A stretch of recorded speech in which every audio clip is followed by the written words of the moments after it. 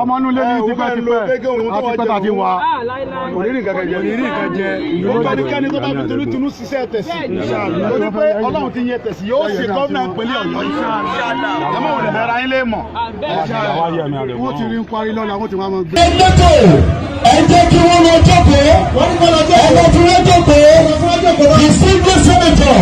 Yes. Teslim kọ́lá wọlé fọlọ́rì. Àjẹ̀dún olóògbé. Yes. Teslim kọ́lá wọlé fọlọ́rì. Àjẹ̀dún pé olóògbé pé oyè sọ̀rọ̀ sókè. Ẹ̀sìn lọ́gbọ̀n. Sọ̀rọ̀ sókè. Teslim lọ́kọ̀.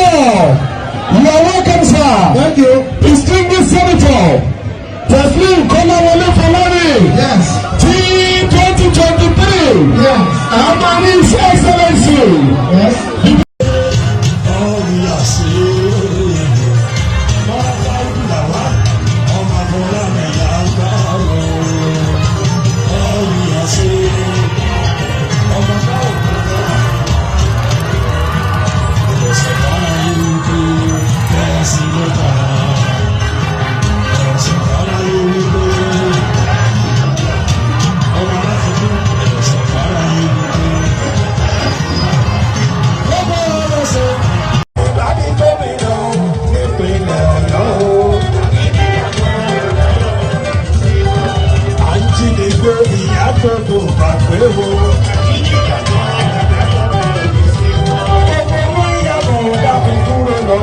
Thanks for watching this video. Please don't forget to click on subscribe button. Kindly comment and share. We drop new videos daily. Thank you. God bless you.